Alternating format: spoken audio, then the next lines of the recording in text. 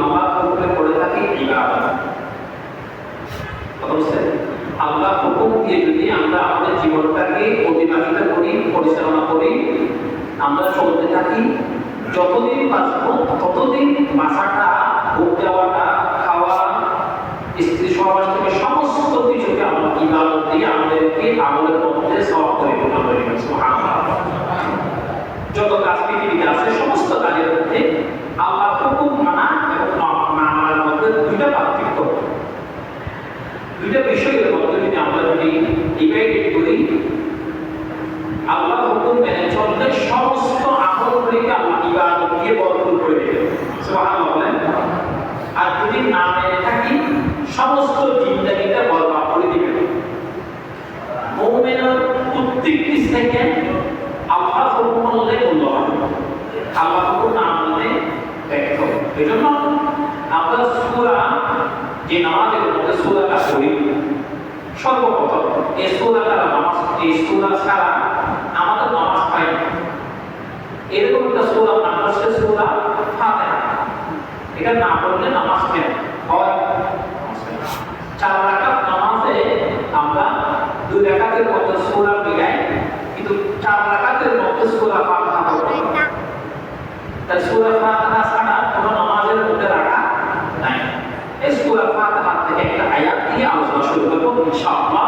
ওমা তাওফীক ইল্লা বিল্লাহ ওয়া বিসমিল্লাহ। আল্লাহ সুবহানাহু ওয়া তাআলা বলেন, ইয়্যাকা না'বুদু ওয়া ইয়্যাকা নাস্তাঈন।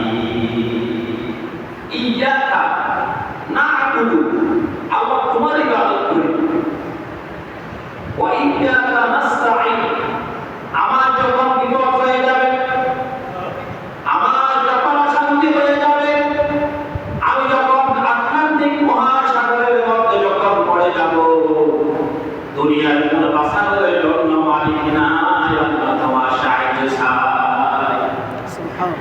এমন হয়েছিল আমার জীবনের মধ্যে, আমার সাথে আমার স্ত্রী ছিল না, সন্তান ছিল না, আমার কোনো বন্ধু বান্ধব কেউ ছিল না, আমি এমন কষ্ট হয়ে পড়ে গেলাম, তখন নিজের অজান্তে বলে দিলাম, আল্লাহ আমার কোনো সাহায্যকারী নেই, তুমি একমাত্র আল্লাহ। বান্দা তুমি যখন এই কথা যখন বলেছিলাম, তখন আমি আল্লাহ আমার স্বাধীন থেকে আসমান থেকে পুতুল দিয়ে ফেরেশতা পাঠিয়ে দিয়ে বললাম, আমার এই বান্দা যতক্ষণ পর্যন্ত তার স্থানের মধ্যে চলে যাবে না, ততক্ষণ পর্যন্ত ফেরেশতারা তোমরা পাহারা দিয়ে আমার বান্দাকে পৌঁছে দিবেন। সুবহানাল্লাহ। সাহায্য চাই আল্লাহ তোমার কাছে, কোন মানুষের কাছে সাহায্য চাই না। মানুষের কাছে সাহায্য চাইলে মানুষ ঘুমিয়ে যায়, আমাদের সাহায্য করতে পারে সাময়িকভাবে কিছুক্ষণের জন্য। আল্লাহ কি ঘুমায়? কি বলে ঘুমায়? মানুষ তো ঘুমায় না। দুনিয়ার যত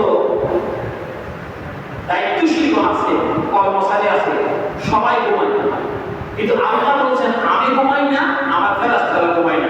সুবহানাল্লাহ। ফেরেশতা তোমাকে যখনই তোমার পিছনে দায়িত্ব পালন করার জন্য বললাম, তখন থেকে তোমার পিছনে আমার রহমতের ফেরেশতারা দায়িত্ব পালন করা থেকে অব্যাহতি দিবে না, যতক্ষণ বলবো ততক্ষণ পর্যন্ত দায়িত্ব পালন করতে থাকবে। সুবহানাল্লাহ। এই জন্য আমরা সাহায্য চাইবো আল্লাহর কাছে, কারণ সবকিছুর মালিক আল্লাহ, সাহায্য করতে পারেন আল্লাহ। এই জন্য আমরা যদি এই আয়াতের অর্থ বুঝি, ইয়্যাকা না'বুদু, আল্লাহ তোমার ইবাদত করি, আর পৃথিবীর কারো ইবাদত করি না, প্রশংসা যদি করি তোমারই করি, আলহামদুলিল্লাহি রাব্বিল আলামিন। আল্লাহ তোমার প্রশংসা করলাম, বান্দা কি তুমি আমার প্রশংসা কেন করলাম? আসমান থেকে আল্লাহ বলেন, হামাদানি আবদি, বান্দা তুমি যখন প্রশংসা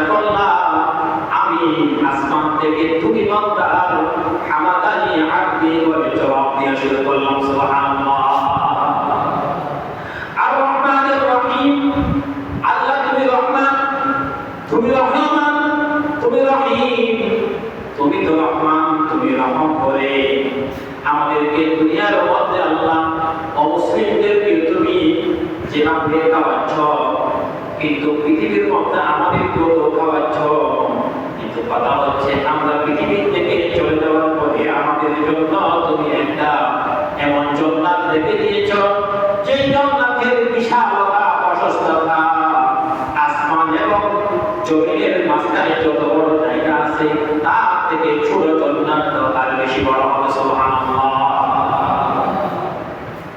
এই জন্য আল্লাহ আমাদেরকে দিতে বলে হক আমি